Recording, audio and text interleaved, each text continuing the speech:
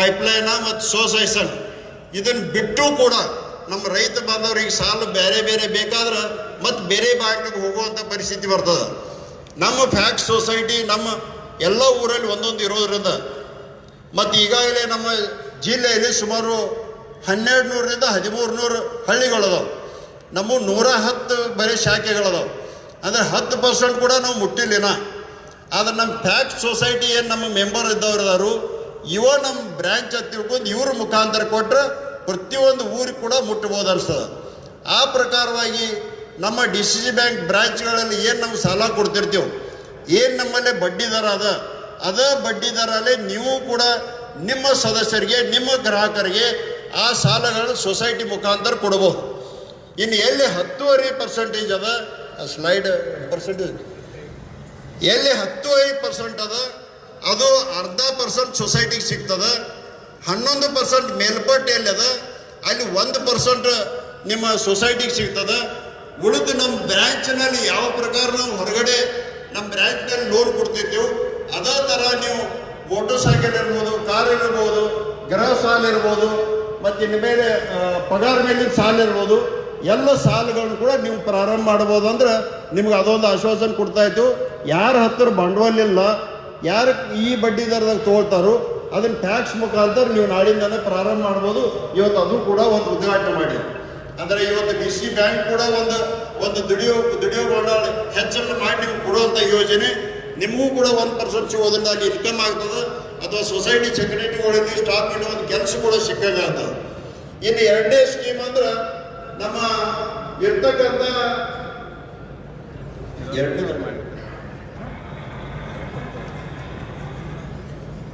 ಈಗ ನೀವು ಹೇಳ್ತಿರ್ತೀರಿ ಮೇಲೆ ಎಲ್ಲ ಸಿಬ್ಬಂದಿ ಕೊಡ್ತೀರಿ, ನಮ್ಮ ನಿರ್ದೇಶಕರಿಗೆ ಏನಪ್ಪಾ ಅಂತ ಕೇಳ್ತಿರ್ತೀರಿ.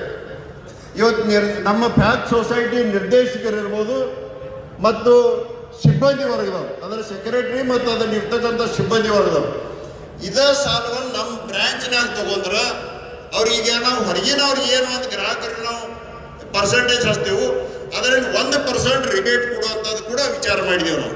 10.5 ಇದ್ದಲ್ಲಿ 0.5% ಮತ್ತು 11 ಮೇಲ್ಪಟ್ಟಿದ್ದಲ್ಲಿ 1% ಕಮ್ಮಿ. ಅಂದರೆ ಈಗಾಗಲೇ ಚಾರ್ಟ್ ಮೇಲೆ ನೋಡ್ಬೋದು. ಅಂದರೆ ಗ್ರಾಹಕರಿಗೆ ಎಷ್ಟು ಬೀಳ್ತದೆ ಮತ್ತು ಅದು ಎಷ್ಟು ಬೀಳ್ತದೆ. ಈ ಪ್ರಕಾರವಾಗಿ ಇವೆರಡು ಸ್ಕೀಮ್. ಇನ್ನು ಮೇಲೆ ಫ್ಯಾಕ್ಟ್ ಸೊಸೈಟಿಯ ಎಲ್ಲ 3ನೇ ಸ್ಕೀಮ್ ಎಲ್ಲ ಸೆಕ್ರೆಟರಿ ಮತ್ತು ಇರ್ತಕ್ಕಂಥ ಸಿಬ್ಬಂದಿ ವರ್ಗ ಅವ್ರನ್ನ ಮೀಟಿಂಗ್ ಆದಾಗ ನಮಗೂ ಹಾಗೆ ಬಿಟ್ಟು ಬಿಡಬೇಡ್ರಿ, ನಮಗೂ ಕೂಡ ಒಪ್ಕೊಡ್ರಿ, ನೀವು ನಮಗೂ ಏನಾದರೂ ಸ್ಕೀಮ್ ಕೊಡ್ರಿ, ಪಗಾರ ಕೊಡೋದು ಪಗಾರ ಅಂತೂ ಕೊಡೋಕ್ಕಾಗೋದಿಲ್ಲ. DCC ಬ್ಯಾಂಕ್ನಿಂದ ಪಗಾರ ಕೊಟ್ಟರೆ ನೀವು ಸೊಸೈಟಿಗೆ ಯಾಕೆ ತೆಗಿಬೇಕು?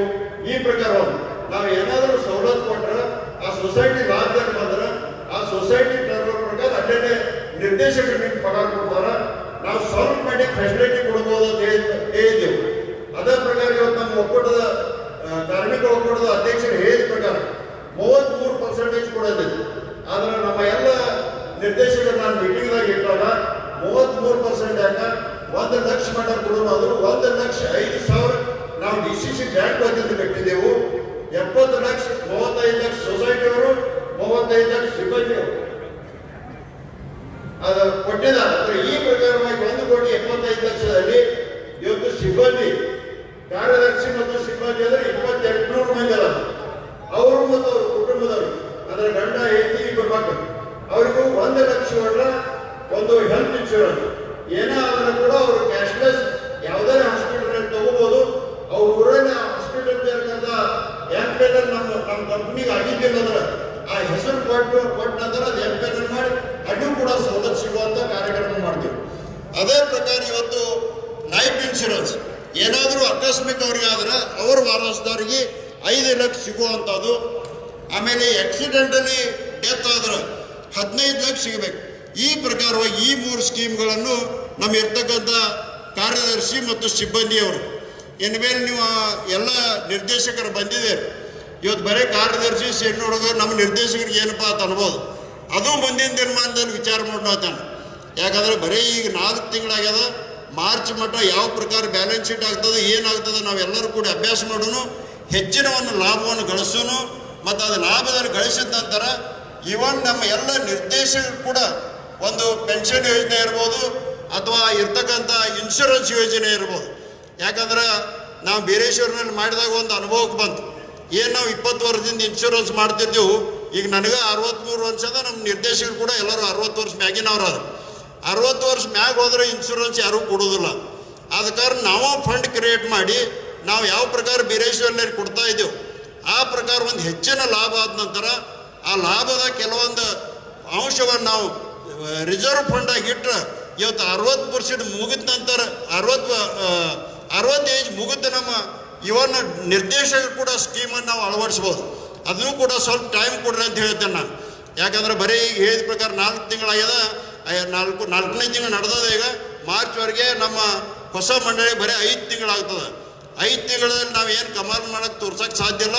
ಆದರೂ ಕೂಡ ಸಾಕಷ್ಟು ಡಿಪಾಸಿಟ್ ಹೆಚ್ಚು ಮಾಡಿದ್ದೆವು, ಸಾಲ ಹೆಚ್ಚು ಮಾಡಿದೆವು, ಇವೆಲ್ಲವನ್ನು ಹೆಚ್ಚು ಮಾಡಿ ಪ್ರಾಫಿಟ್ ಕೂಡ ಹೆಚ್ಚಾಗ್ಬೋದು ಅಂತ ತಿಳ್ಕೊಂಡು ಅಂದಾಜು ಅದ. ಆದರೆ ಇವೆಲ್ಲರೂ ಸೇರಿ ಮಾಡಿ ಮುಂದಿನ ವರ್ಷದಲ್ಲಿ ನಕ್ಕಿನ ಏನಾದರೂ ಸ್ಕೀಮ್ ನಮ್ಮ ಸಿಬ್ಬಂದಿ ಈಗ ಯಾವ ಪ್ರಕಾರ ನಮ್ಮ DC ಬ್ಯಾಂಕಿನ ಸಿಬ್ಬಂದಿಯವರಿಗೆ ಒಂದು ಪೆನ್ಷನ್ ಯೋಜನೆ ಇರ್ಬೋದು, ಆ ಪ್ರಕಾರ ಕಾರ್ಯದರ್ಶಿ ಮತ್ತು ಇರ್ತಕ್ಕಂಥ ಸಿಬ್ಬಂದಿ ಕೂಡ ಪೆನ್ಷನ್ ಯೋಜನೆ ಇರ್ಬೋದು, ನಿರ್ದೇಶಕರು ಕೂಡ ಒಂದು ಸರ್ಕಾರದಿಂದ ಏನೋ ಒಂದು ಸ್ಕೀಮ್ ಬಂದದ್ದು ಅದು ಕೂಡ ಪೆನ್ಷನ್ ಯೋಜನೆ, ಆ ಪೆನ್ಷನ್ ಯೋಜನೆ ಇರ್ಬೋದು, ಇನ್ಶೂರೆನ್ಸ್ ಯೋಜನೆ ಇರ್ಬೋದು, ಇವೆಲ್ಲವನ್ನು ಕೂಡ ಇದನ್ನು ಮಾಡಲು ಒಂದು ಪ್ರಾಮಾಣಿಕವಾದ ಪ್ರಯತ್ನ ಮಾಡಿ ನಾವು ಮಾಡ್ತಾ ಇರ್ತೀವಿ. ಈಗಾಗಲೇ ಸಾಕಷ್ಟು ನೀವು ಯೂಟ್ಯೂಬ್ನಲ್ಲಿ ಮತ್ತು ಅಲ್ಲಿ ಇಲ್ಲಿ ಎಲ್ಲ ನೋಡಿರ್ಬೋದು.